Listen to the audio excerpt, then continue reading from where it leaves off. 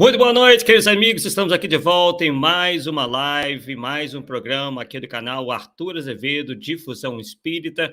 Desta feita com o tema Hermes Trismegisto, Deus ou humano?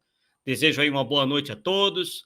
Uma satisfação estarmos aqui novamente reunidos para mais este estudo que garanto para vocês vai ser de grande utilidade, inclusive para como cultura geral. E também mais uma maneira, né, mais um indício que nós encontramos aí que coloca, isso a gente vai ver mais para o final do estudo, em xeque muitas dessas supostas comunicações espirituais que alegam aí terem como seus espíritos comunicantes o espírito de Hermes Trismegisto. Mas será mesmo? Será que ele efetivamente existiu? Existiu um Hermes Trismegisto na história que nasceu, cresceu e morreu e hoje é um espírito desencarnado e que anda, inclusive, dando comunicações por aí, ajudando médiuns a psicografar livros? Isso que a gente vai ver na noite de hoje. Bem, para isso vamos dar aqui, vamos utilizar, inclusive, alguns slides, né? Como é bem de costume nosso, para que fique uma coisa mais bacana, né? Que vocês possam aí visualizar, ter uma ideia melhor e não ficarmos aí perdidos apenas nas palavras. Então, temos ali, né? Hermes Trismegisto, Deus ou humano? Então, vamos lá. Bem, é interessante que a gente faça uma avaliação que parte da seguinte reflexão, né? Que é em relação à questão do direito autoral. Aí vocês podem perguntar, mas o que tem a ver direito autoral com isso, né? Bem, hoje, pessoal, na atualidade, quando um autor escreve um livro, o direito autoral desse autor, ou da própria editora, né, é registrado em um órgão que é especializado para isso, né? E aí, em seguida, a obra é registrada a fim de obter o ISBN, né, que vocês veem aí, que é um número de livro padrão internacional.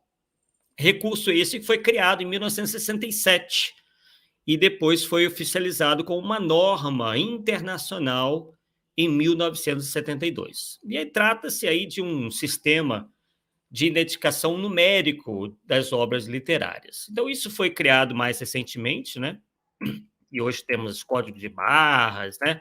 Tudo isso que vocês veem aí nos livros, né? Até as publicações na internet, tem o DOI, né? Que é o identificador de objeto digital, que também segue um padrão internacional, enfim.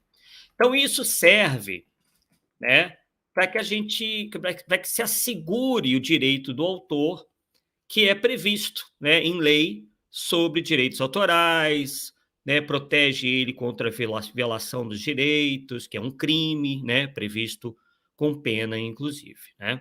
Então, essa identificação do autor, hoje em dia, né, é muito importante, né, para que a gente tem um conhecimento preciso de quem é o verdadeiro autor de uma obra.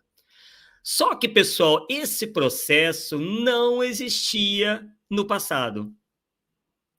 As obras não eram registradas com direitos autorais, pois que não tinha um órgão, né, para isso. Não existia uma legislação pertinente. Não existia uma identificação numérica da obra, e assim por diante. Então, tudo que nós temos hoje não havia no passado. Então, pessoal, esse conceito de autoria de uma obra era muito diferente do atual, tá?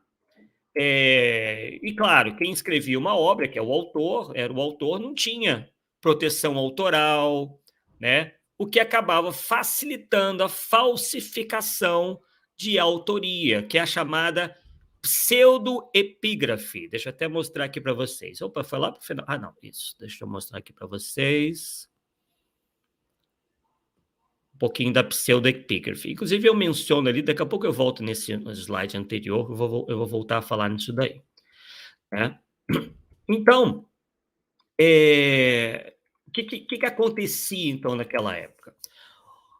Um autor podia escrever um livro e daí atribuir a autoria desse livro para quem ele desejasse, né.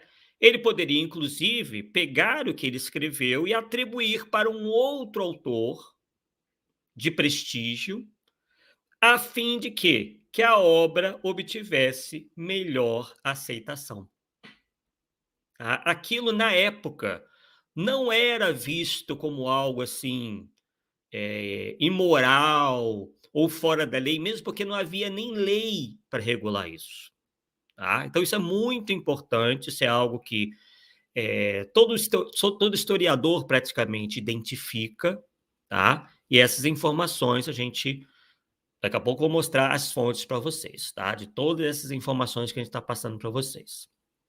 Então, esse procedimento, né, de atribuir uma obra a outros autores era algo muito frequente entre os autores religiosos do passado, tá? Isso, inclusive, para eles era um sinal de humildade e de submissão, né? Esses autores religiosos escreviam livros, mas atribuíam a autoria a outro autor de mais prestígio. E até mesmo, pasmem, né, para a gente hoje é uma loucura, mas eles atribuíam as obras que eles escreviam até mesmo a deuses ou a deusas, tá. Então, para vocês terem uma ideia aí de como que pensavam esses autores religiosos na época, tá. Só que atualmente, né, a gente percebe que não mudou muito, porque a gente vê que existe alguns adeptos religiosos, né, que não percebem a imoralidade ou crime, né, porque hoje é um crime, nessas práticas, alegando, por exemplo, que esses religiosos do passado, quando escreviam, se sentiam como canais de transmissão de ensinamentos de uma tradição, né. Então, eles apelam mais ou menos por essa linha aí, tá. Bem, eh, então a gente pode, dizer o seguinte, que o quanto de criação pessoal ou de compilação reproduzida está presente na obra, né, que está presente na obra, não caracteriza a obra como uma criação pessoal, né. Então, tem essa questão aí da responsabilidade, né, atribuir a autoria para outra pessoa. Quando você atribui a autoria para outra pessoa, o verdadeiro autor, ele está se isentando da responsabilidade pelos erros, é isso que eu quero dizer, tá. Então isso deixa o autor muito, assim, numa posição muito confortável, e é mais ou menos isso que tem ocorrido no meio espírita e espiritualista. Você escreve o que você quiser, e eu já alertei em relação a isso com o Hercílio Mais, ele teria sido um dos primeiros a fazer isso. O próprio Edgar Armond fez isso, se dizendo inspirado quando escreveu Os Exilados da Capela, e muitos seguiram essa mesma linha, dizendo serem inspirados, dizendo receber de espíritos, porque é uma maneira de eles se isentarem da responsabilidade pelos erros. Isso os deixa imune. Eles transferem a responsabilidade dos erros que eles mesmos cometeram para um outro autor imaginário, né? Então, na Índia, por exemplo, é frequente, até hoje, um autor religioso se comparar a um papagaio, em sinal de extrema humildade na preparação de um livro, por exemplo, que ele escreve, alegando que ele apenas repete o que aprendeu dos seus mestres. Tá? Então, isso existe até lá. Então, por isso que esses autores fizeram isso. Porque eles sabiam dessa tradição do hinduísmo e que foi incorporada pela teosofia de Helena Blavatsky. Blavatsky fazia isso direto, ela pegava de outros autores e depois colocava na teosofia, como vocês vêm acompanhando, como eu venho demonstrando para vocês, né? Então, bem, se comparar com um papagaio é realmente uma comparação humilde, Por outro lado, é reconhecer que o autor reproduz aquilo que não entende, tal como um papagaio.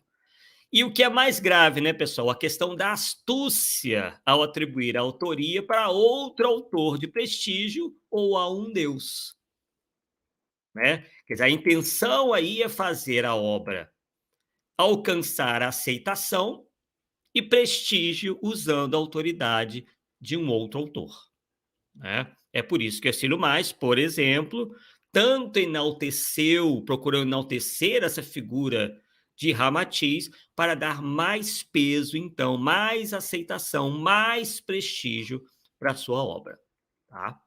E nós falamos aqui do hinduísmo, então vamos voltar aqui um pouquinho no primeiro slide, que temos esse exemplo, né?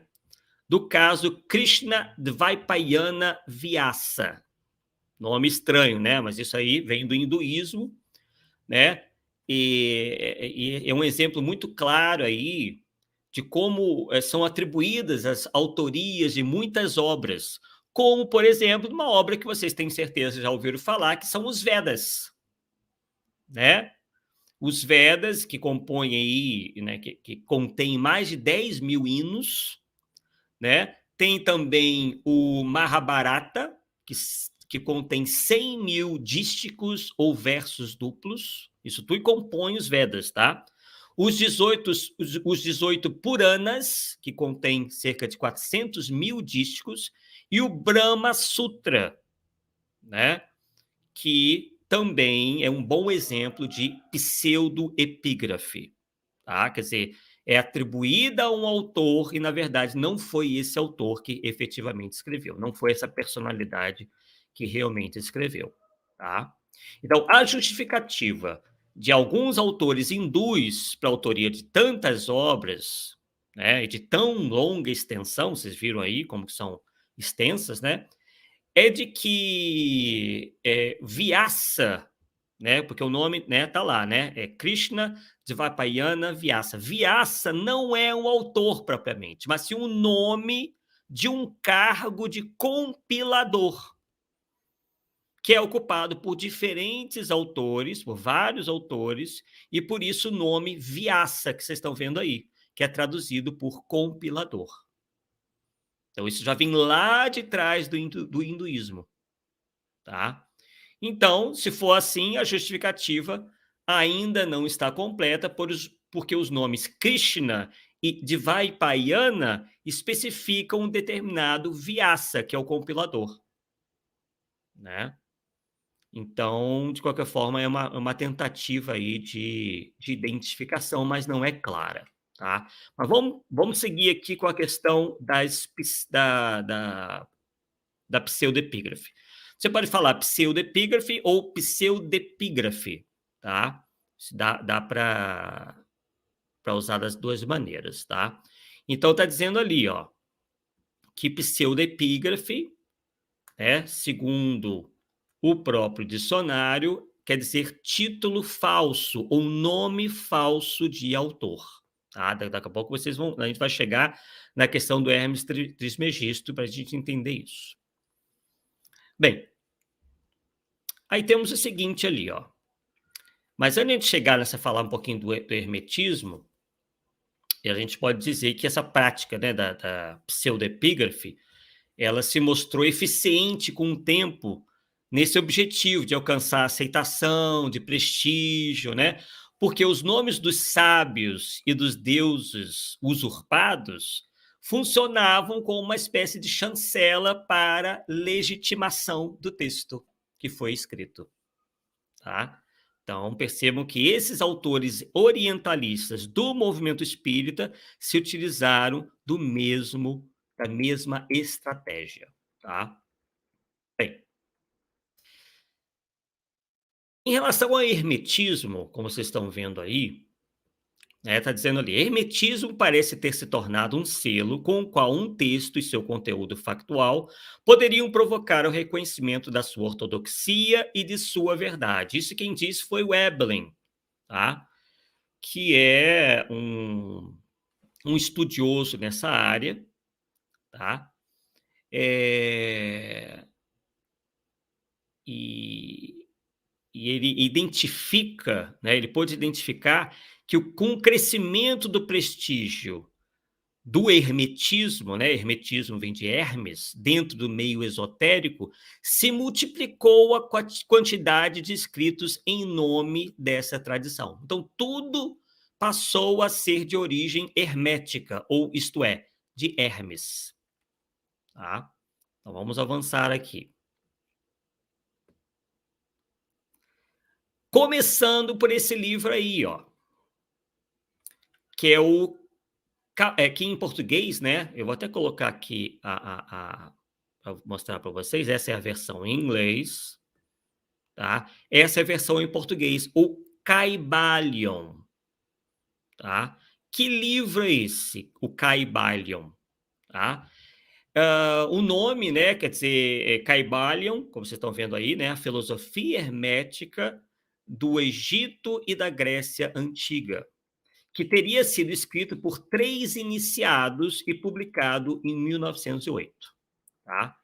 Esse livro aí não é mencionado nos textos hermética.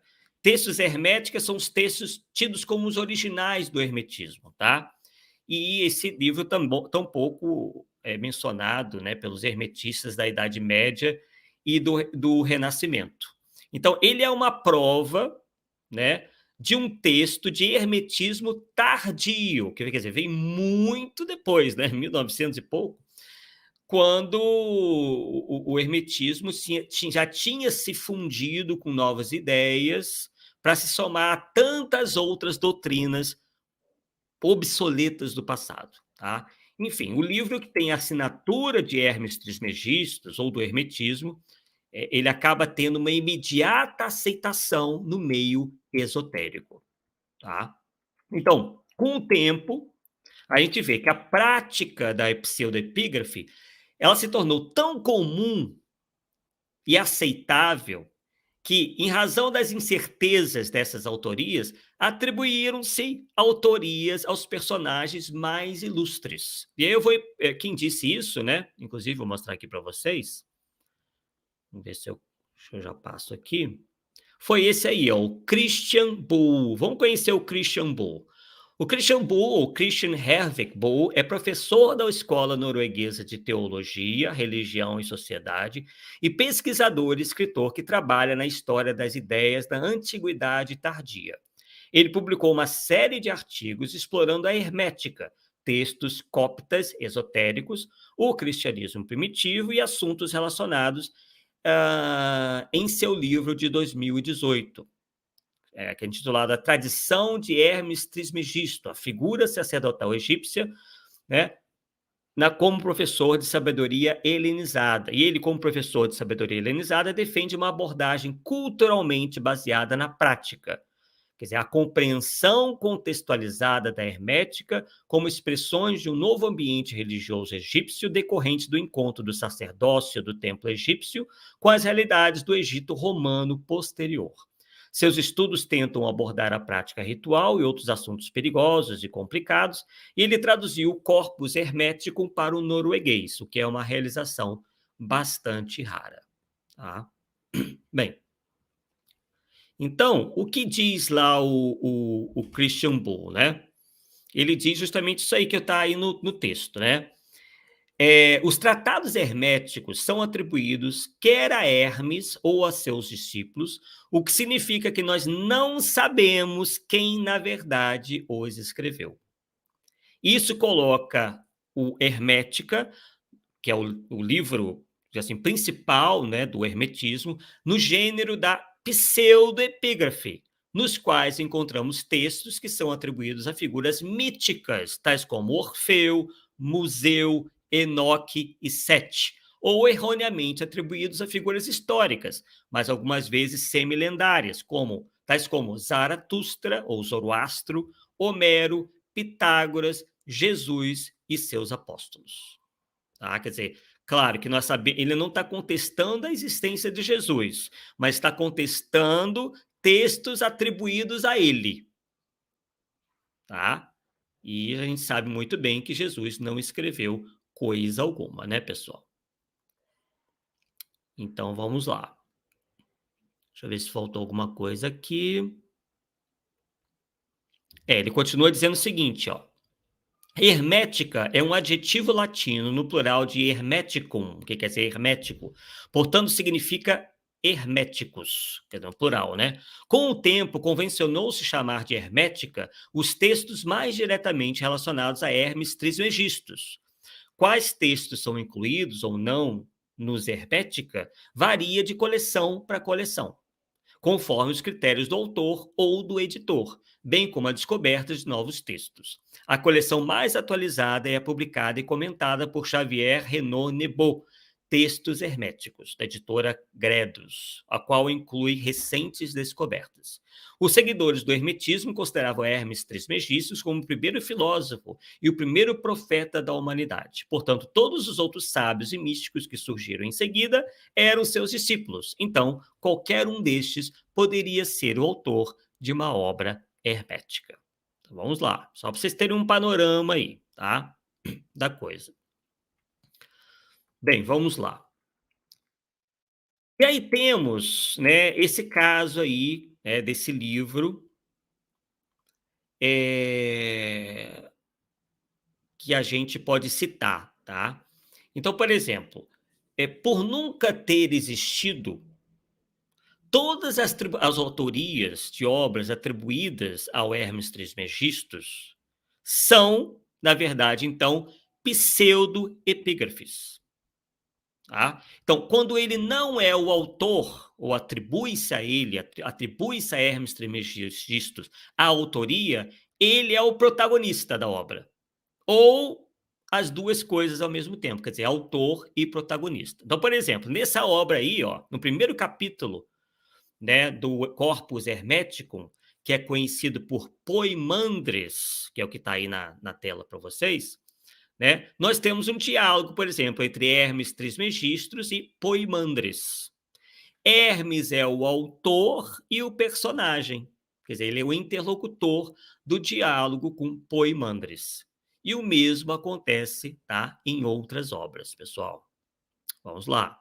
Só uma breve introdução, tá? Só para a gente ter uma ideia assim mais clara, tá? Dando alguns exemplos. Então, o fato do Hermes nunca ter existido, né? Mesmo assim, ele esteve presente na imaginação, né, das pessoas por muitos séculos. Quem disse isso foi o Florian Ebeling. O Florian Ebeling chegou a denominar o Hermes Trismegisto, é interessante, de fantasma. E ele observou o seguinte, vamos ver se eu transcrevi, eu acho que eu transcrevi aqui para vocês. Aliás, ele escreveu esse livro aí, ó, o Florian Ebeling, ele é um especialista também nessa área, né? Ele escreveu esse livro aí, A História Secreta de Hermes Trismegistus, tá? Então ele chega a dizer o seguinte, ó, o patrono heróico do hermetismo nunca existiu. Hermes Trismegistus foi uma ficção frutífera com efeitos duradouros. A figura deste lendário sábio egípcio surgiu da fusão de duas divindades de origem altamente divergente. Ele foi o deus egípcio Tote e existe o Hermes grego. Tá? Palavras dele. Então, essa fusão pode ter ocorrido durante o período helenístico, tá? Quando houve essa fusão de culturas, digamos assim. Tá? Então, ele diz o seguinte também, ó, que o epíteto Trismegistus significa 3 vezes grande e é extraído do deus egípcio Tote, né, que já era conhecido por este epíteto do Egito antes desse sincretismo que ocorreu por conta, né, desse período, que ocorreu neste período chamado de período helenístico. Tá? Então vamos ver aqui algumas palavras do Florian Ebeling. Ele diz o seguinte: Bem, aquilo que eu acabei de ler para vocês, né? Talvez o hermetismo tenha fascinado tantas pessoas, precisamente porque tornou possível produzir muitas analogias e relações com diversas tradições, com o platonismo em suas muitas variedades, com o estoicismo, com ideias gnósticas e até com certas doutrinas aristotélicas. Esotérico, o platônico ou o deísta foram capazes de encontrar algo familiar nos escritos. Bastava ter uma inclinação para a antiguidade remota, para a ideia de uma idade de ouro, para que o hermetismo, com sua aura de uma antiga revelação egípcia, por ter desfrutado de tamanho sucesso notável. Aí ele diz lá, né, que Hermes Trismegisto, Hermes três vezes grande, surgiu da fusão, né, aquilo que eu já li para vocês, né, da fusão dos deuses da sabedoria Hermes e Tote, né, que é uma das figuras mais enigmáticas da história intelectual. Desde a antiguidade, o lendário sábio egípcio tem sido considerado o criador de vários escritos místicos e mágicos sobre temas como alquimia, astrologia, medicina e a transcendência de Deus. Os filósofos da Renascença celebraram Hermes Trismegisto como o fundador da filosofia. Os maçons o chamaram de seu antepassado e os pensadores do iluminismo defenderam a tolerância religiosa em seu nome. Até hoje, Hermes Trismegisto é uma das figuras centrais do ocultismo. Seu nome é sinônimo de esotérico. Né? Então, é por isso que a gente vê a teosofia, a gente vê Ramatiz, afinal de contas, né, o Hercílio Mais era adepto da teosofia, o próprio Edgar Armond citando aí Hermes Trismegisto. Né? E ele continua dizendo, ó, nessa introdução acadêmica, porém acessível à história do hermetismo e de seu fundador mítico, Florian Eblin, aí está uma crítica, tá? Uma análise do livro que eu mostrei para vocês, né? Vou até voltar aqui, ó, esse livro aqui, ó. A História Secreta de Hermes Trismegisto, tá? Não é um livro de ficção, é um livro acadêmico. Então, consta lá, né, o seguinte, da crítica do livro, da crítica acadêmica. Nessa introdução acadêmica, porém acessível à história do hermetismo e de seu fundador mítico, Florian Eblin fornece uma visão geral, concisa do corpus hermético e de outros escritos atribuídos a Hermes. Ele traça o impacto das versões cristã e muçulmana da figura na Europa medieval, o poder do hermetismo e da crença paracelsiana no pensamento renascentista, a relação com o pietismo e a maçonaria no início da Europa moderna e a relação com o esoterismo e a semiótica do mundo moderno. Né? Lembrando que esse livro foi publicado pela editora da prestigiosa Universidade Americana de Cornell. Né? E aí prossegue ali, né? Demonstrando domínio tanto de textos primários como de fontes secundárias, o autor construiu um relato convincente da origem, desenvolvimento e influência do hermetismo. Além de oferecer este guia muito útil, que inclui sinopses lapidares dos textos primários, o autor é o primeiro a reconhecer que no início do período moderno existiam duas subtradições distintas dentro do hermetismo: uma filosófico-teológica e outra alquímica. E, né, como é uma crítica ali, eles estão recomendando o livro, aí dizem recomendado. Outra crítica também, né, favorável. A História Secreta de Hermes Trismegisto, de Florian Eblin, deve ser elogiada por sua abordagem inovadora ao estudo do hermetismo. O texto não é apenas informativo sobre áreas de estudo muitas vezes negligenciadas, mas também fornece informações sobre as ideologias e os processos que contribuíram para o desenvolvimento de várias formas de pensamento hermético. Tá? Então, vocês podem ver que são pessoas especializadas, né, no mundo acadêmico, de estudar toda a história para esclarecer em relação à origem das ideias do hermetismo. Tá?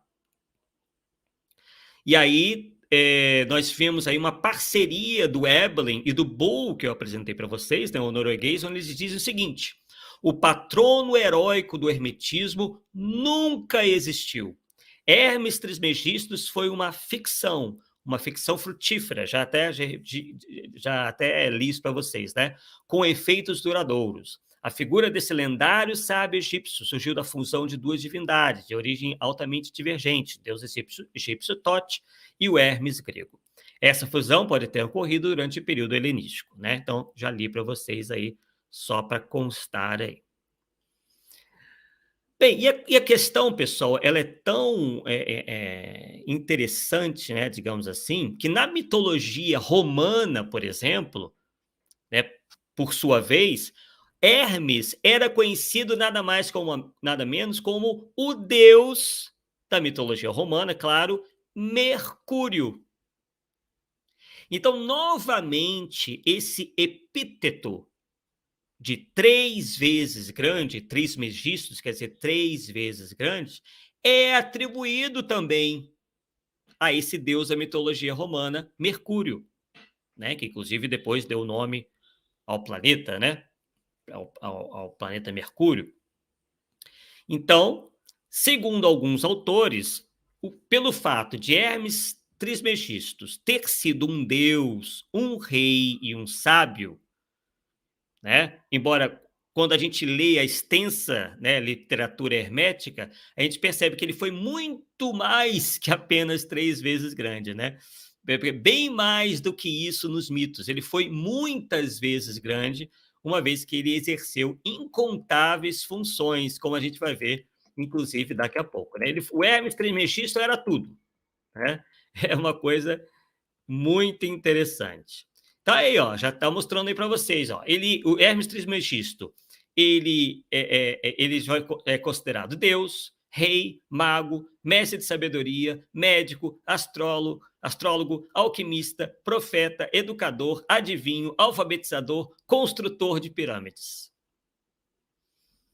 Tá parecendo o nosso falso Kardec, né? Ele recebe tudo, ele é tudo ao mesmo tempo, né? Não por nada, né? Ele, como vou mostrar para vocês aqui, é um que diz receber Hermes Trismegisto. Mas a gente vai deixar isso para o final. Outra figura importantíssima para a gente falar, né? É esse autor aí, tá? Mas, enfim, a gente pode até, vou direto nele, eu ia falar umas coisas, mas vamos dar uma adiantadinha aqui. Então, pessoal, o que que acontece? Daqui a pouco eu vou chegar aí nesse autor aí, que é o Kevin Van Bladel, né? Muita gente acha que o hermetismo é simplesmente assim, um sinônimo de esoterismo, de magia, de alquimia ou de ocultismo. Realmente, né, essas filosofias, digamos assim, ou essas tendências místico-religiosas se utilizam muito do hermetismo, né?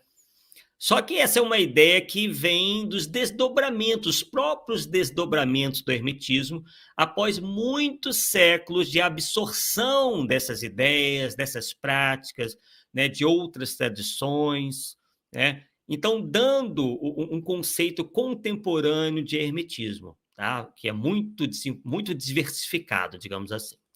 Então, o hermetismo, pessoal, ele foi diferente em épocas diferentes, né, distintas da história, né? E variou muito de região para região. Então, por exemplo, existe o hermetismo árabe, existe o hermetismo de Alexandria, existe o hermetismo greco-romano, etc, etc, etc. Tá? Então, ele pode ser considerado, o hermetismo, ele pode ser conceituado de uma determinada maneira na antiguidade, de outra maneira na Idade Média, de outra maneira no renascentismo e de outra maneira na Idade Contemporânea. Tá? Porque, com o tempo, novos textos foram compostos e anexados à tradição hermética. Então, pessoal, isso é que torna difícil hoje em dia a gente conciliar a opinião desses diversos autores, né, que teriam escrito essas obras, quanto a quais textos pertencem ou não à literatura hermética, porque o critério varia de autor para autor. E aí é que entra o Kevin, que eu estou mostrando aí para vocês. tá? Ele diz o seguinte, vamos ver se eu passei aqui para passar aqui para vocês. Opa, voltei. Bem, antes de mostrar para vocês o que esse Kevin Bladel, ou Bladel, disse, um pouquinho sobre ele, né? O Kevin Tevan Bladel é um filólogo e historiador que estuda textos e sociedades do Oriente Próximo do período 200 a 1200, com atenção especial à história dos estudos, a transição do domínio persa para o árabe e a sociolinguística histórica. Sua pesquisa se concentra na interação de diferentes comunidades linguísticas e na tradução de tradições apreendidas entre o árabe, as línguas iranianas, o aramaico, o grego e o sânscrito.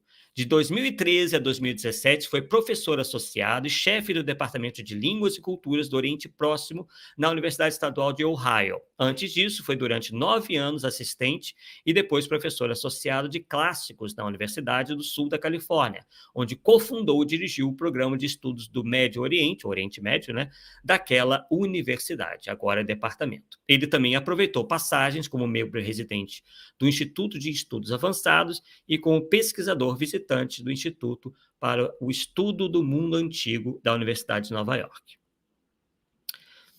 E ele é o autor, né, dessa obra aqui, ó, Hermes Árabe, onde ele diz o seguinte, né, continua a apresentação. Ele é o autor de O Hermes Árabe, que investiga a figura Hermes Trismegisto em sua recepção e transformação árabe, mostrando como o antigo sábio egípcio da lenda passou a ser considerado um profeta pelos muçulmanos medievais e dos mandeístas sassânidas aos sabianos dos pântanos, que é um outro livro dele, tá? É o nome de um outro livro dele, que lança luz sobre a história inicial da religião mandeísta e suas origens no Iraque sassânida.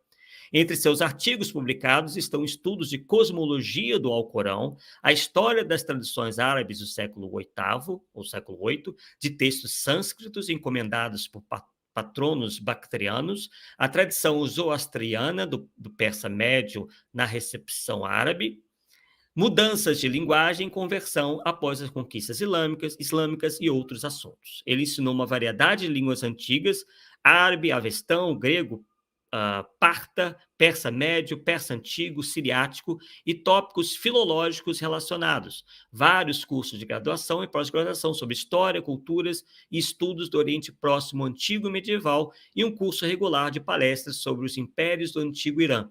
Algumas de suas publicações podem ser visualizadas em sua página na Yale Academia, né? Quer dizer, ele então é ligado à universidade também prestigiosa, a Universidade de Yale. Então, pessoal, eu estou mostrando isso para vocês verem, né, o nível dos estudos, a profundidade dos estudos que concluíram pelo fato de que Hermes Trismegisto jamais existiu. É uma figura lendária, tá? Então, aí o livro dele, eu acho que não tem em português, tá?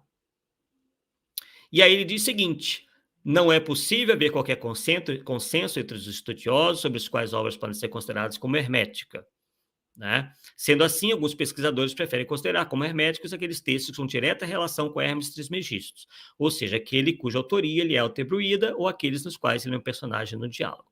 Então, esse foi o critério utilizado por Florian Eberlin, né, que já falamos, para circunscrever os limites de sua história do hermetismo. Mas o Kevin, ele ponderou o seguinte, né? Ele ponderou exatamente isso que o Eberlin falou, tá? Que ele chegou à mesma conclusão, isso que eu quero dizer, ele chegou à mesma conclusão que a gente não pode atribuir a Hermes Trismegisto esses livros a qual foram atribuídas a sua autoria. Tá? Bem, vamos avançar aqui um pouquinho mais. Vamos falar um pouquinho mais sobre o Hermes árabe, né? Quando a gente fala do Hermes árabe, a gente tem que remontar a uma conhecida lenda árabe que menciona justamente a existência de 3 Hermes. Vejam bem, atentem bem. O primeiro Hermes foi o neto de Adão e viveu antes do dilúvio. Vão atentando. Segundo a lenda árabe, né, que personificou aí a figura de Hermes, só que com características árabes dessa vez, afinal de contas ele é um deus, não é uma pessoa, né? Ele diz que o Hermes foi neto de Adão e viveu antes do dilúvio. E que os hebreus consideravam o Hermes ser como o profeta Enoque, enquanto os árabes o consideravam ser Idris, que é um profeta mencionado no Alcorão por ser correto e determinado. E como o primeiro astrólogo, Hermes foi instruído por Adão quanto às horas que dividem o dia e a noite. E aí é no Hermes árabe que consta que ele construiu pirâmides e cidades no Alto Egito, onde ele viveu e alertou contra a destruição do mundo pela água e pelo fogo. Olha aí a questão da destruição do mundo, que nós já fizemos estudos aqui a respeito, né? Então, aí consta o seguinte, né, que a fim de salvar a florescente ciência antediluviana da destruição durante o dilúvio, ele construiu um templo e gravou todo o seu conhecimento científico, esculpindo-o nas paredes. Agora vem o segundo Hermes.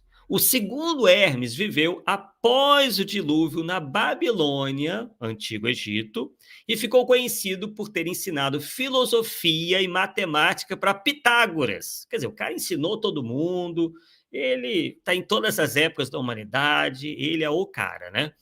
O terceiro Hermes continuou a tradição, só que novamente no Egito. Ele escreveu um livro sobre alquimia e foi o mestre de Asclépios. Tá? Então, esse terceiro Hermes é o que ficou conhecido por Hermes Trismegistus. Tá? Então, vejam aí a doideira que é essa questão, né, do Hermes Trismegistus aí, né, que se tornou três, segundo a tradição árabe. Tá? E aí que nós chegamos aí na figura do Clemente de Alexandria, né? Mas é preciso que a gente fale um pouquinho também sobre uma outra figura aqui, vou até avançar um pouquinho, que é o Cosme de Médici, tá? Daqui a pouco a gente vai falar lá do anterior, mas consta o seguinte, que em 1460 um agente desse que vocês estão vendo aí, que é o Cosme de Médici, trouxe de Bizâncio, ou do Bizâncio, para Florença, na Itália, hoje Itália, né, um manuscrito grego do Corpus Hermeticum. E essa obra, pessoal, impressionou os intelectuais da Academia Florentina.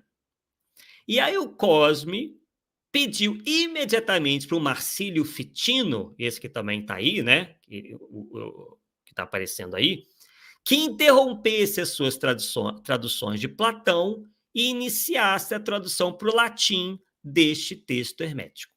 E aí o Fitino terminou a tradução latina do Corpus Hermeticum em 1463, né? E a publicação aconteceu em 1471, com o título de Pimander, que é o nome do primeiro tratado do Corpus. Tá? Então, foi a partir daí, por que eu estou mencionando isso daí, pessoal? Porque foi a partir daí que deu início a uma onda de entusiasmo pelo hermetismo na Itália. Então, isso acabou influenciando os renascentistas. Então, houve uma espécie de ressonância disso pela Europa afora, né? No entanto, de uma maneira um tanto diferente, né, da tradição que tinha sido preservada durante a Idade Média. Quer dizer, ao invés da conhecida tradição hermética, sobrecarregada de alquimia, né, que era característica do hermetismo da Idade Média, agora na Europa, o hermetismo passa a ter uma tradição filosófico-religiosa, através das publicações desse livro aí que eu mostrei para vocês, o Corpus Hermético. Tá? Então, perceba que na medida em que a obra vai atingindo outros lugares, ela vai, inclusive, tomando aí perspectivas bem diferentes. Tá? Bem, então vamos lá, vamos seguir. Já estamos bem adiantados aí nessa questão, tá. Vamos mencionar esse outro autor, né, que é o Antoine Febvre, que foi um estudioso francês do esoterismo ocidental. Ele desempenhou um papel importante na fundação da disciplina como um campo de estudo acadêmico e foi a primeira pessoa a ser nomeada para uma cadeira acadêmica na disciplina. Então, é um cara acima de quaisquer suspeitas. Ele mesmo é um estudioso do esoterismo ocidental. Tá?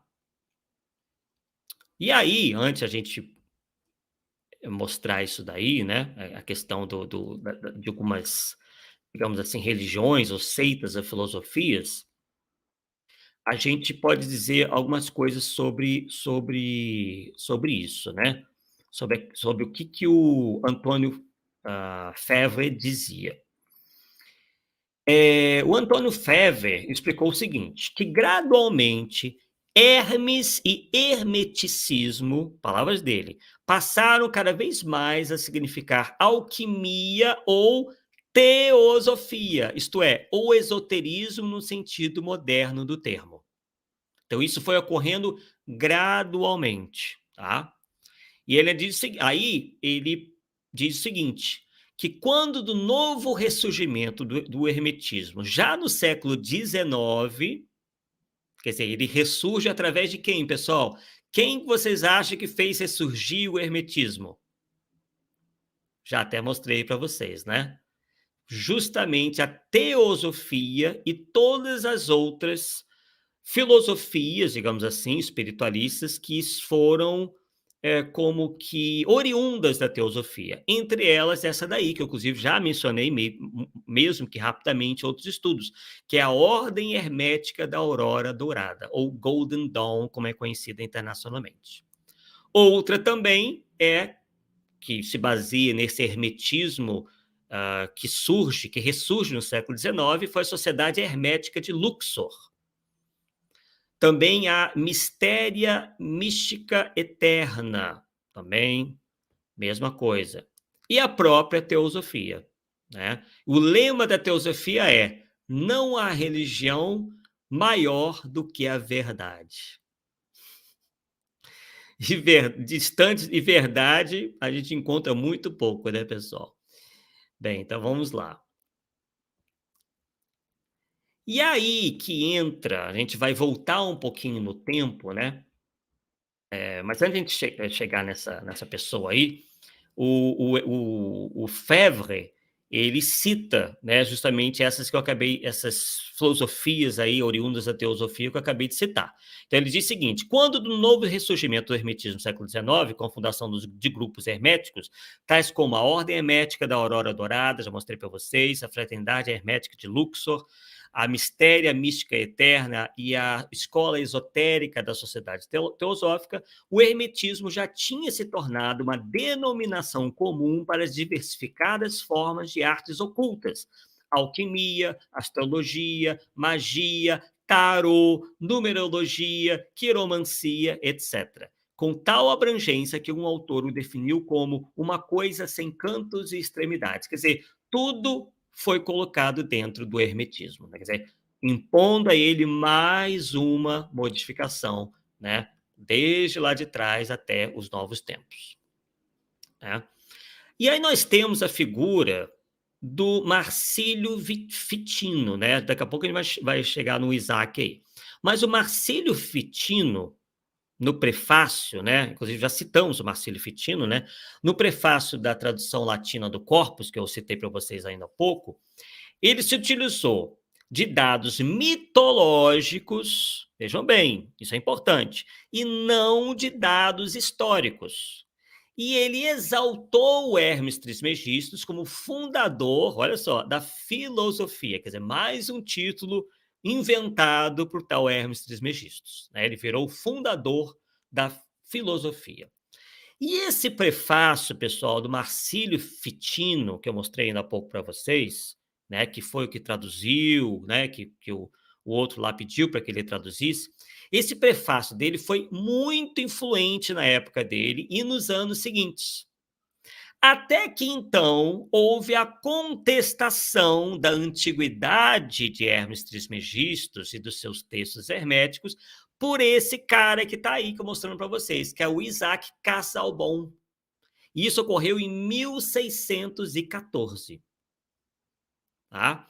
Então, com base em mitos dos autores neoplatônicos e cristãos da Antiguidade Clássica, o Fitino desenvolveu uma fantasiosa genealogia desse Hermes Trismegistus até Platão, que então alcançou, né, essas influentes consequências. Tá? Então, por exemplo, o Veblen diz o seguinte sobre isso. Como o primeiro filósofo, ele, Hermes, voltou-se das coisas naturais e da matemática para a contemplação do divino. Ele foi o primeiro a descobrir, com grande sabedoria, a majestade de Deus, o ordenamento dos espíritos e as mudanças da alma. Ele foi chamado de o primeiro autor da teologia, quer dizer, ele é autor de tudo, primeiro filósofo, primeiro autor da teologia. Ele foi seguido por Orfeu, que obteve a segunda posição entre os antigos teólogos. Aglaofemo foi iniciado nos mistérios órficos. Pitágoras o seguiu na teologia e mais tarde foi seguido por Filolau, que foi mestre do divino Platão. Aí assim surgiu uma única e internamente consistente teologia primordial. Então, novamente aí, né, colocando o Hermes Trismegistus como, né, o pai praticamente de tudo. Tá? Enfim, né? E aí, com o tempo, né, genealogias cada vez mais ecléticas e delirantes foram sendo criadas. O Antoine de Febvre, que eu já mencionei para vocês, né, ele mencionou uma lista típica ou genealogia filosófica, que ele assumiu da seguinte forma, né? Que a genealogia do Hermes tinha uma genealogia com Enoque, Abraão, Noé, já citei para vocês, Zoroastro, Moisés, né, os Brahmanes, os druidas, Davi, Orfeu, Pitágoras, quer dizer, tudo isso é colocado como tendo uma certa ligação com o Hermes Trismegistus. Né? Então, esses delírios aí do Fitino, né, foram tão fantasiosos, né, esses delírios, que ele chegou a dizer que ele, o Hermes Trismegistus, frequentemente não falava não apenas como um filósofo, mas também como um profeta. E que ele teria previsto a queda das antigas religiões, a vinda de Cristo, o próximo dia do juízo, a ressurreição, a glória do abençoado e a punição dos pecadores. E aí o Lefebvre faz o seguinte comentário. Bem, se acreditarmos em tudo que é atribuído a Hermes Trismegistus, ele não foi apenas filósofo e profeta, ele foi muito mais que isso. Governante, mago, mestre, alquimista, astrólogo, médico, construtor, adivinho, alfabetizador, escriba, sacerdote e etc. E aí eu vou voltar com força em relação ao Isaac, né, que vocês estão vendo aí, né? Porque o Isaac foi o primeiro assim desmancha prazer dessa turba toda do hermetismo. Porque foi ele quem demonstrou, né, através de uma pesquisa histórica séria, uma pesquisa linguística séria e filológica séria também, publicada em 1614, quer dizer, no mesmo ano, inclusive, que ele morreu, né? Ele nasceu em 1559 e morreu em 1614. Então, ele publicou esse estudo todo, né, provando por A mais B que Hermes Trismegistus não poderia ser tão antigo como imaginavam seus admiradores. Né? Então, ele apresentou com fortes argumentos que os textos do Corpus Hermeticum, que eu já mostrei para vocês, foram compostos entre o século I e IV, e não na remota antiguidade, pelos renascentistas. Né? Por quê? Porque eles estavam repletos de ideias helenísticas e cristãs. Não poderia ter essas ideias helenísticas e cristãs lá, né? Porque ele seria anterior a essa época, inclusive da época do próprio Jesus, né? Então, uma evidência concreta de que o corpus hermético não poderia ser tão antigo, né, como já diziam os seus deslumbrados admiradores, é a menção, por exemplo, no Tratado 18, né, do cérebro escultor grego Fídias, que viveu de 480 a 430 a.C., onde diz lá: se em particular a matéria da qual Fídias, o escultor, se utilizou não lhe tivesse obedecido, isso indica o quê? Né?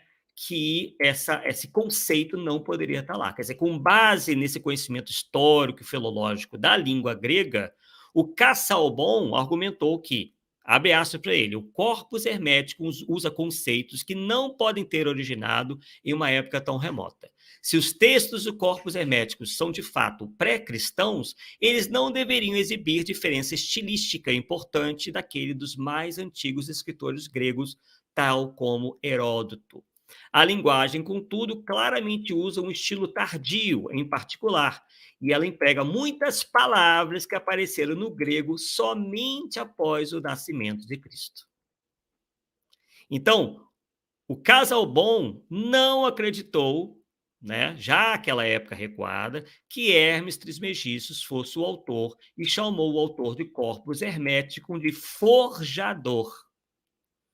E ele apontou também, pessoal, semelhanças entre frases do Novo Testamento e do corpus hermético, argumentando que este último texto, do corpus hermético, não poderia ser pré-cristão, como já adiantei para vocês.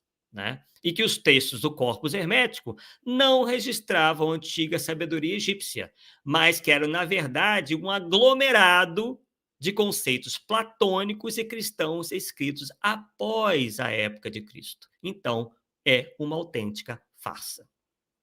Né?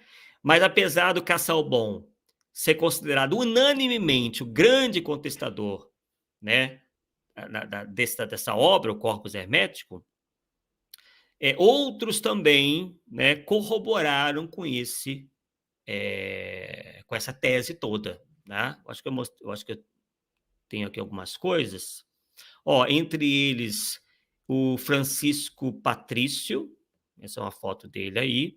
Esse estudioso moderno, né, que é o Wolfgang Hanegraaff, tá? Ele também é um grande estudioso dessa área, já na nossa época, né? E o Walter Hanegraaff, ele observa que antes do Casaubon, né, já havia pessoas que colocavam isso tudo em xeque, né? Como um discípulo de Adrien Tourneb, o Gilbert Generbrat, Mathieu Meroaldi, enfim, nomes que não são muito conhecidos, né? Que já vinham criticando essa antiguidade do corpus hermético desde 1567. Tá? Então veja que não é agora que estão contestando. Já naquela época, já contestavam, né, inclusive, a antiguidade dessa obra principal do hermetismo, que é o corpus hermético. Tá? Bem, o Hermann Koring, que eu mostrei para vocês aí, ele, inclusive, é professor de medicina na Universidade de Helmstedt, e ele publicou em 1648 um livro contestando a validade da alquimia de Paracelso. E aí ele concordou que os livros, que também têm autoria atribuída a Hermes Trismegisto, eram falsificações. Né? Ele alegou também que um homem com este nome nunca existiu e que a medicina dos egípcios era pura superstição, bem mais que a dos gregos, assim como a matemática, a física e a filosofia. Tá? Então, o Isaac Casaubon e o Hermann Koring, eles impactaram, como se fosse assim, ducha de água fria mesmo, no entusiasmo dos hermetistas daquela época e das gerações seguintes também. Né? E o esfriamento foi tão forte que entre 1630 e 1856, quer dizer, pouco antes da Helena Blavatsky surgir com isso tudo novamente, não aconteceu nenhuma publicação de textos herméticos, porque houve uma queda absurda no interesse por esse assunto. né? E aí o interesse somente viria a ressurgir no meados do século XIX, com a formação de grupos herméticos, misturando tudo quanto é arte oculta em um só caldeirão, chamado hermetismo, e também a teosofia, dando aquele verdadeiro empurrão, né? Bom, então quase chegando ao final aqui, pessoal. Eu sei que tem muita parte teórica, que aqui mas é muito importante, né? Lembrando que aí o Voltaire, né, ele é professor de História da Filosofia Hermética e Correntes Relacionadas na Universidade de Amsterdã, na Holanda. Ele serviu como o primeiro presidente da Sociedade Europeia para o Estudo do Esoterismo Ocidental de 2005 a 2013. Aí nós temos o Hermann Göring, né? E aí vamos ver o que nós temos em relação à atualidade, tá? E também as nossas quase considerações finais. Então, pessoal, o que a gente pode concluir, tá? A gente pode concluir o seguinte, que o hermetismo, isso não sou eu que estou dizendo, tá? São todos esses autores aí, mas fiz uma condensação aí das críticas, né? Que o hermetismo é a mais bem-sucedida intelectualização da superstição. Por quê? Porque ao longo da história, nenhuma outra superstição antiga foi capaz de se revertir de tanta intelectualidade como esse hermetismo.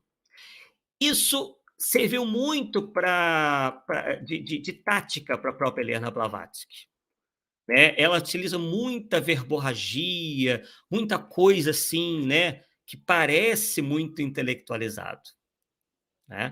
Então, pessoal, a gente vê aí que desde lá atrás, a gente vê como que a imaginação humana é capaz de transformar uma cultura supersticiosa em uma cultura intelectualizada e sofisticada, capaz de atrair personalidades cultas e indivíduos das altas classes sociais, tal como a gente vê hoje.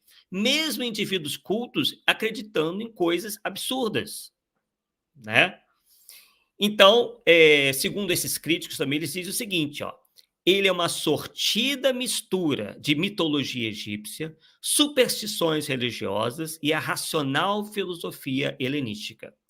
Diferente das superstições, das crendices incultas, as quais não possuem literatura, menos ainda exegese, as ideias herméticas, por sua vez, são superstições com uma extensa literatura reveladora e exegética, revestidas de linguagem de rituais sofisticados que as encobrem com um verniz intelectual, graças à intromissão das ideias filosóficas gregas, portanto, brilhantes e sedutoras para aqueles que se encantam com especulações e com práticas antigas, né? Então, com isso, né, pessoal, essas especulações acabam assumindo essa aparência de científicas, aparência de cientificidade. E é por isso que temos esse autor que eu estou mostrando para você aí, ó, que é o Brian Regal. Ele escreveu Pseudociência, uma enciclopédia crítica. O que ele diz, né, nessa enciclopédia?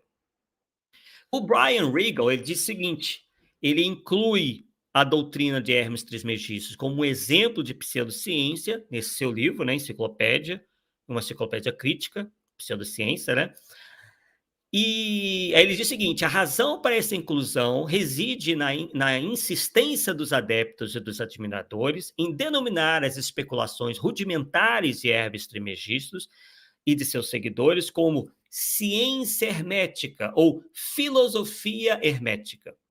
Quando um autor assim as denomina, ele está ignorando o caráter evolutivo das ciências e das filosofias, pois o que era conhecido como ciências na época da composição dos primeiros textos herméticos, isto é, os primeiros séculos da Era Comum, hoje estes ensinamentos são reconhecidos como especulações primitivas, pois as metodologias científicas utilizadas nessas duas épocas são enormemente diferentes. E aí ele diz o seguinte: as doutrinas herméticas são às vezes tão bizarras e absurdas para os estreantes na literatura deste assunto que um cético com formação científica e racional, ao ler pela primeira vez, poderá formar a ideia de que a doutrina dessa antiga tradição é produto de um delírio esquizofrênico. O mesmo não será percebido por aquele acostumado a ler sobre a cultura e as religiões da antiguidade. As doutrinas herméticas se enquadram perfeitamente nesta época, pois foram extraídas das ideias contemporâneas de outros sistemas. Ele prossegue dizendo o seguinte: a comunicação hermética nos faz lembrar aquele interessante exemplo citado pelos psicólogos da persuasão, ou seja, daquela persuasiva arte, percebam bem, de convencer alguém mais pela astúcia da retórica, pela comoção da eloquência, pela fascinação. Olha o que nós estamos vendo em relação ao falso Kardec. Astúcia da retórica, arte de convencer, embora eu ache até fraco em relação a isso, mas pelo número aí de adeptos, né? Comoção da eloquência, pela fascinação, pela oratória brilhante, não é bem o caso dele, ou pela argumentação persuasiva, do que pelo próprio conteúdo da mensagem, ou seja, mais pela forma do que pelo conteúdo. Isso que a gente tem alertado vocês, né?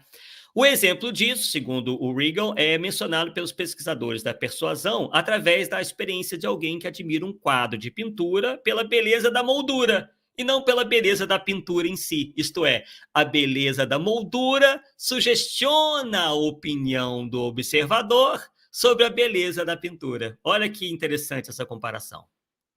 É bem isso que a gente anda vendo, até mesmo dentro do movimento espírita. Né? Muita gente apresentando a moldura bonita para querer dizer que a pintura o é também, mas nem sempre isso acontece, né? E aí ele prossegue dizendo: trata-se do frequente caso de prestar mais atenção na forma externa do que no conteúdo, algo como julgar um livro pela capa ou um filme pelo cartaz. Da mesma maneira, o hermetismo seduz pela curiosidade dos mistérios.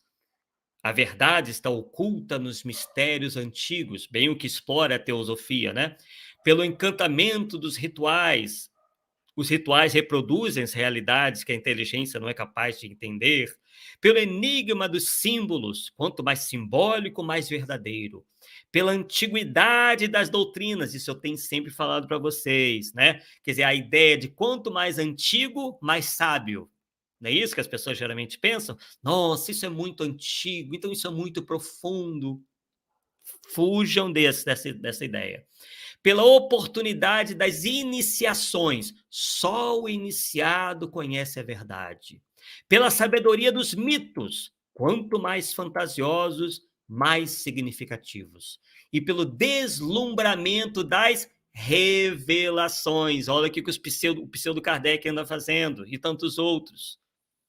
Né? Esses médiuns por aí, revelando, não, eu estou trazendo para vocês as revelações, as novidades, porque afinal de contas o espiritismo é ultrapassado, é lá do século XIX, o importante, né, as coisas têm que progredir, então vão trazendo novidades para vocês e revelações.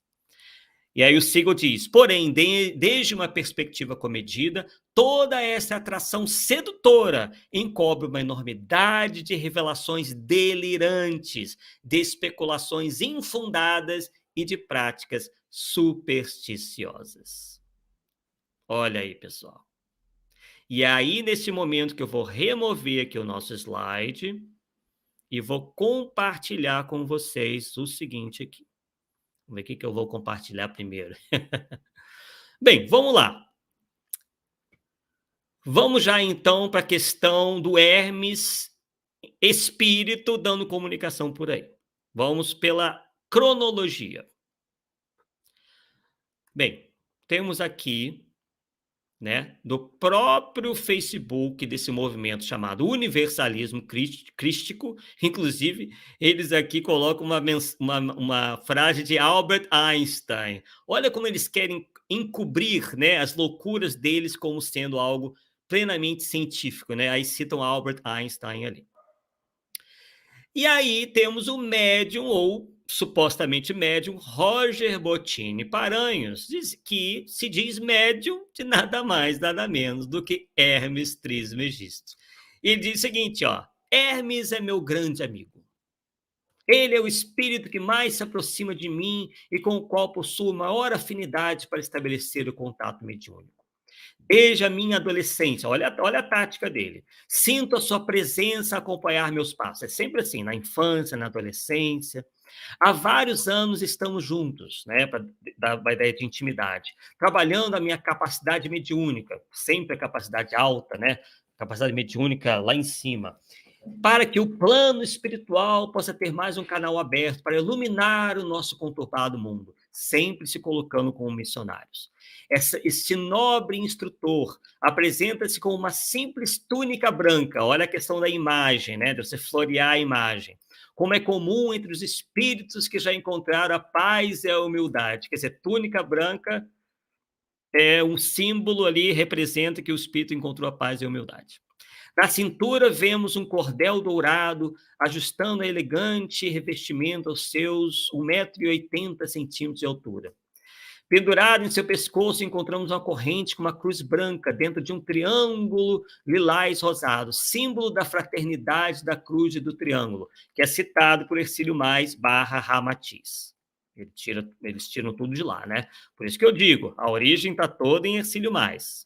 E, obviamente, Hercílio Mais com as suas influências na teosofia, etc., né? Continuando aqui, Hermes possui traços nobres, sendo a sua pele da cor do bronze, semelhante aos egípcios e aos indígenas.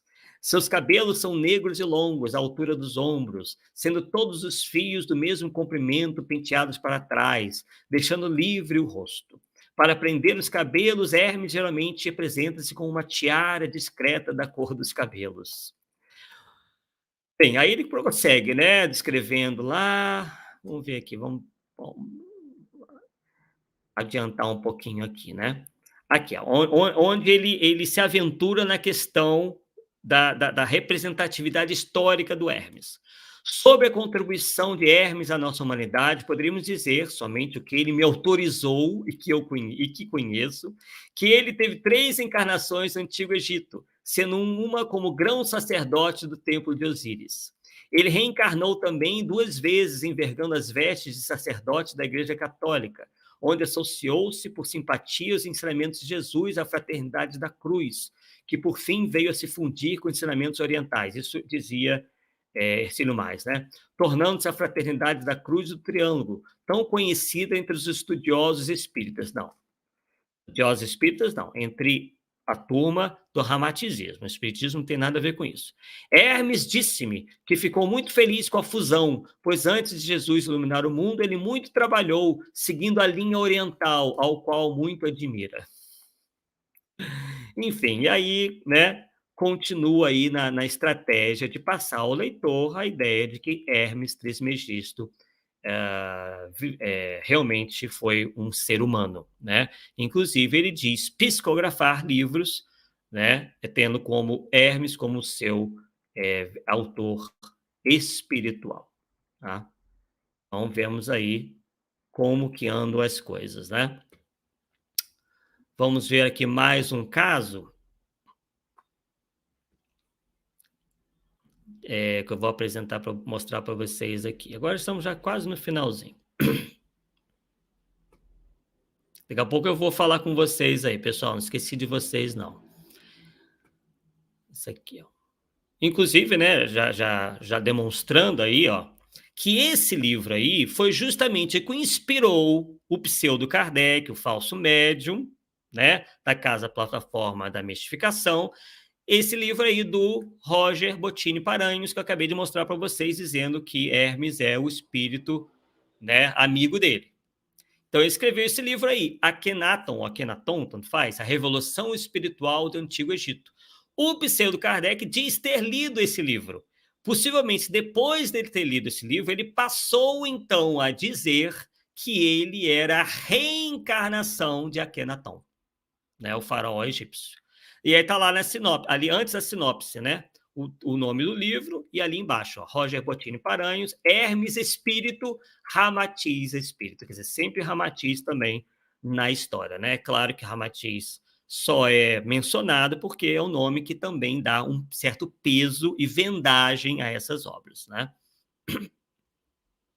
E aqui, ó, olha o livro. É o livro que conduzirá o leitor na fantástica viagem ao passado, desvendando a verdade que se oculta atrás de fatos que a história pouco registrou.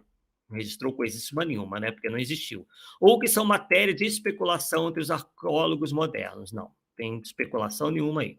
Impressionante por sua mensagem filosófica e espiritual, essa obra mediúnica, ditada por Hermes e Radamés, retrata com belidade, nunca ouvi essa palavra, a trajetória do mais brilhante e enigmático faraó, Akenaton, o enviado do Cristo, que muito além de seu tempo revolucionou o Egito, dando início à transformação religiosa na crença a um só Deus, que abalou os alicerces da sociedade egípcia no século XIV a.C. É a única verdade contida aqui, né? Que realmente Akenaton tem teve essa missão, teve essa função aí, né? A exercer. A extinta Atlântida, olha a Atlântida aí. Há 12 mil anos, a Moisés, novo profeta do Deus único, aqui está registrada uma esticante história que o leitor nunca ouviu. Claro, e nem nunca vai ouvir, né, pessoal? Porque isso é mero romance, é tudo romanceado, não tem absolutamente nada de verdade aí. O que há de verdade são o que nossos historiadores, os arqueólogos, efetivamente descobriram. O resto é tudo, né, história para dormir. Vamos lá, mais um compartilhamento de tela aqui. Onde vemos ali que o nome de Hermes Trismegisto, não sei se está aparecendo, acho que não está aparecendo ainda não, peraí. Aqui, pronto.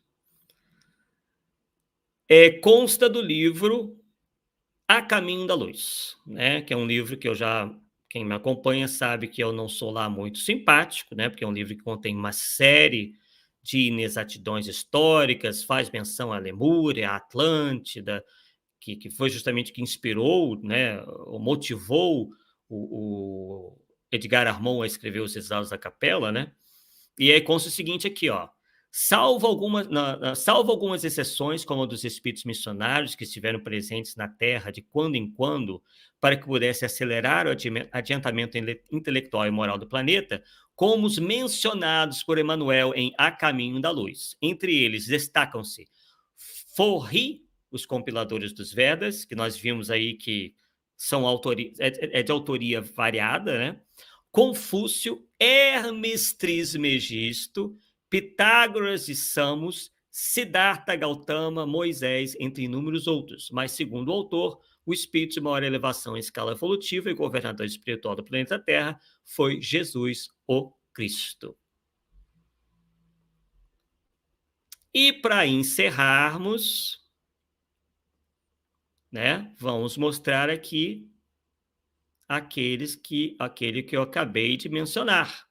Não vou colocar o vídeo, não vão tocar o vídeo, né? Mas ali, ó, canalização, nosso pseudo Kardec, vejam bem, canalização com Hermes Trismegisto, mais um outro médium, né, de um deus da mitologia. E ainda fala, né, nessa mesma live aí dele, não foi live, nessa mesma gravação, a Atlântida e os tempos atuais, quer dizer, duas completas fantasias no mesmo título de estudo, né? Hermes Trismegisto, que não é espírito, porque nunca existiu, né? E Atlântida como continente perdido, que também nunca existiu, é mais um mito, né? Foi criado por Platão e nós já mostramos por aqui, né, no nosso canal, inclusive com um livro, né, das modificações da história original ao longo do tempo, né, ao longo da história, com várias, né, versões aí que não tem qualquer tipo de compatibilidade entre si, tá? Então, vemos aí claramente aí que há algum engano nessa história toda, né, pessoal?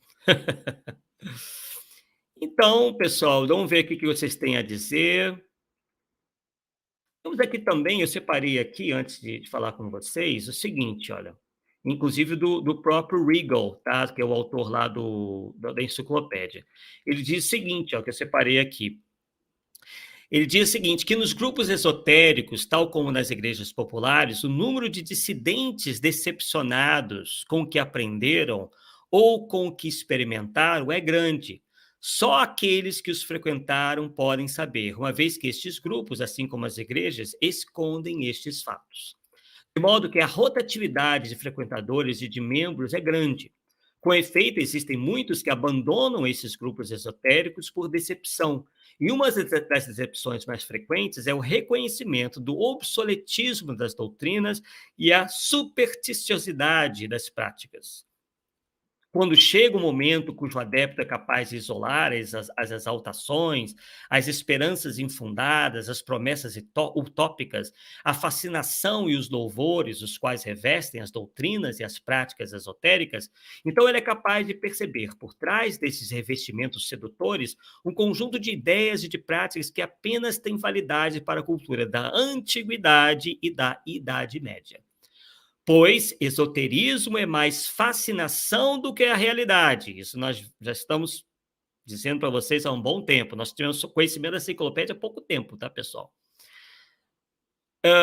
Pois esoterismo é mais fascinação do que a realidade. Também a sedução pelo mistério e pelo oculto impede a percepção do obsoletismo e faz com que ideias antigas pareçam ter atualidade. É o que esses pseudos médios andam fazendo, né? O que fez também os adeptos ou admiradores da teosofia e os próprios teosofias.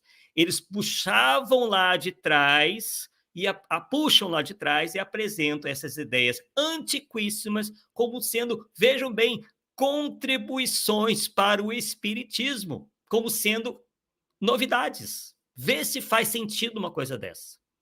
O que eles passam como novidade é muito mais antigo que o espiritismo. E aí prossegue o Regal falando: o remédio para essa cegueira evolutiva é o estudo da história das ideias, mas não com base na versão da tradição, e sim na versão dos estudos acadêmicos e imparciais, alguns deles que eu mostrei para vocês hoje, independentes da versão tradicional. O estudo da história sempre foi um incômodo para as religiões e também, inevitavelmente, para o esoterismo, uma vez que é capaz de apontar o tanto que as doutrinas são baseadas em mitos e em boatos, que carecem de historicidade. Melhor não poderia ter concluído, né, pessoal? Bem, vamos ver aqui os comentários de vocês. Acredito que tenham sido aí muitos, né, que eu estava às vezes dando uma olhada, mas como é muita coisa, eu às vezes fiquei com receio de me desconcentrar aqui. Vamos ver aqui alguns comentários, tem muitos, né? Deixa eu ver aqui. Bem, pessoal se apresentando, né? Bem, temos aqui, né, a presença da Marlene de Oliveira, da Estela Luzes, do Matheus Oliveira, da Fernanda Linhares, do Mozart Rosa, da Sheila Siqueira, né, se apresentando ali no início, dando boa noite, enfim. Matheus Oliveira dizendo o seguinte: você escreve o que deseja e fica isento da responsabilidade. É o caso, né, da pseudoepígrafe. Porém, o que eles não sabem é que são grandes responsabilidades que formam grandes pessoas, claro, se souberem lidar com elas. Exatamente. Vamos ver aqui mais comentários de vocês. Quem está conosco aqui também, o Paulo Rosa Júnior. Um abraço, Paulo. Também fazendo um bom trabalho no canal dele no YouTube. Deixa eu ver aqui. A Sheila Siqueira fez um comentário interessante também. Um telefone sem fio que engloba e cria toda a teologia mística dos dias atuais. Exatamente. Né? A tradição oral. E é um telefone sem fio, né? Porque o que eu passo para você, quando você vai passar para outro, já passou diferente aí. Né?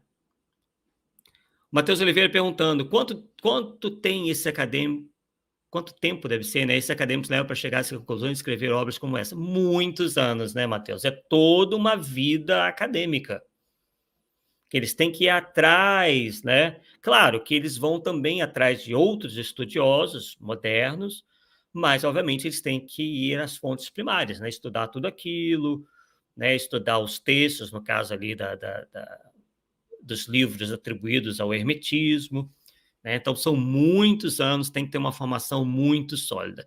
E aí que a gente vê, né? A gente compara esses estudos feitos por esses estudiosos e o que dizem esses pseudos médiums aí. Né? É por isso que a gente não tem apenas um achismo, a gente tem uma convicção, porque a gente tem como comparar. Quando a gente vê um pseudo Kardec desse, ou lê um livro desse sujeito aí que diz receber esse Hermes Trismegisto, a gente vê a pobreza da narrativa. Né? A gente vê claramente ali que tem unicamente a fantasia, a invencionice, a imaginação, nada mais. Né? Pura verborragia, pura. A gente vê que é alguém tentando imaginar como é que era no Egito Antigo, tentando imaginar como eram as coisas. Já visto aí, vocês viram aí, né, o exemplo, né, do Jesus de Nazaré, do pseudo Kardec, que simplesmente saía para a noitada em plena Judéia. Né? É muito absurdo. Salta aos olhos, pessoal. Salta aos olhos, né? Por isso que a gente tem pessoas que chegam aqui no canal, Arthur, você ainda vai se dobrar, né, ao médium X, ao Kardec reencarnado, você vai ver, você vai notar que ele é um enviado. Gente, essas pessoas não têm a menor noção do que elas estão falando. Eu digo para elas, pessoal, a chance é zero. Não é, aqui não tem nenhum achismo, não. São uma série de fatores que me levam a crer, acreditar e ter absoluta certeza que esses indivíduos são charlatães farsantes. Se há alguma mediunidade ali, o que eu duvido é de espírito que nem se pode dizer que seja grande mistificador, porque eles falam cada coisa que um espírito mistificador mais inteligente jamais falaria, porque seria pego com a boca na botija, digamos assim, né? Então, o que leva a crer que são meras invencionices de pessoas com pouco cabedal cultural, que não leem, que não estudam com profundidade, ficam lendo bobagens por aí e acreditando que aquilo ali é o ápice da sabedoria. Obviamente que acaba, né, enganando outras pessoas, porque elas mesmas também têm um conhecimento ainda menor. Né? Então, realmente, não dá, né? Vamos ver aqui.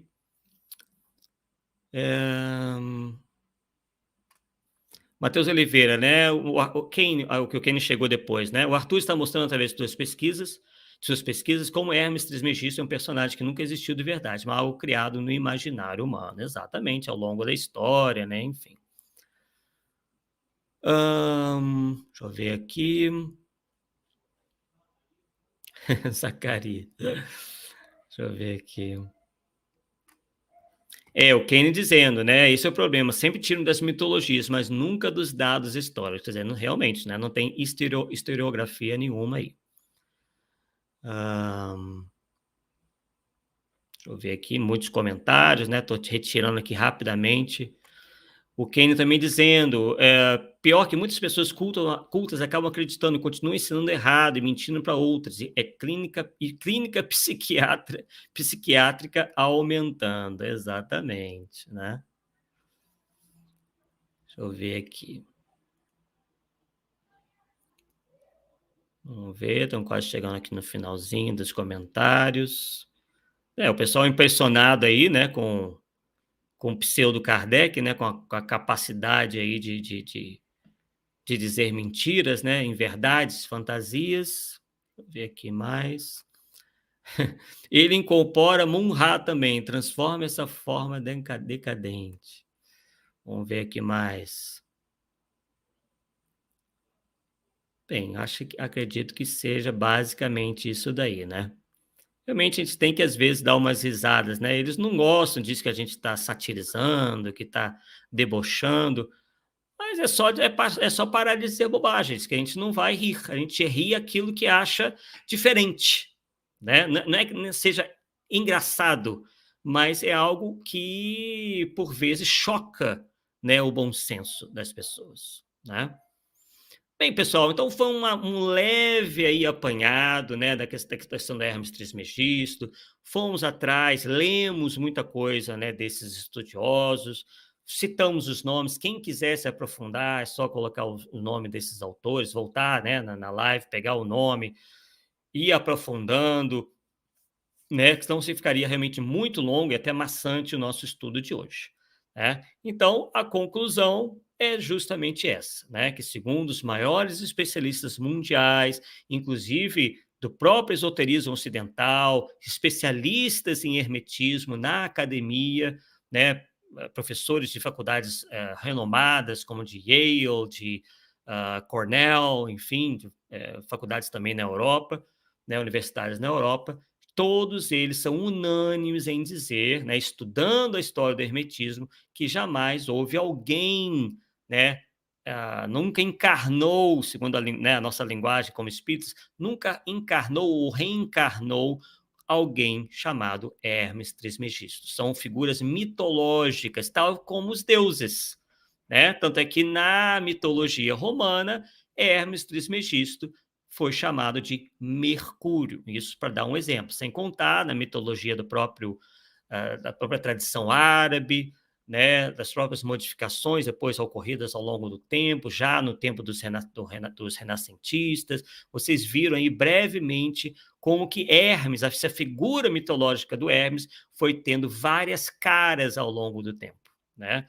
E, enfim, com várias ocupações diferentes, ele era tudo ao mesmo tempo, né? Mas é bem uma característica dos deuses, né? Mais ou menos como nós temos hoje na crença católica. Nós não temos os santos, né? O Santo Antônio, que rege o casamento, o santo, que é o santo casamenteiro, né?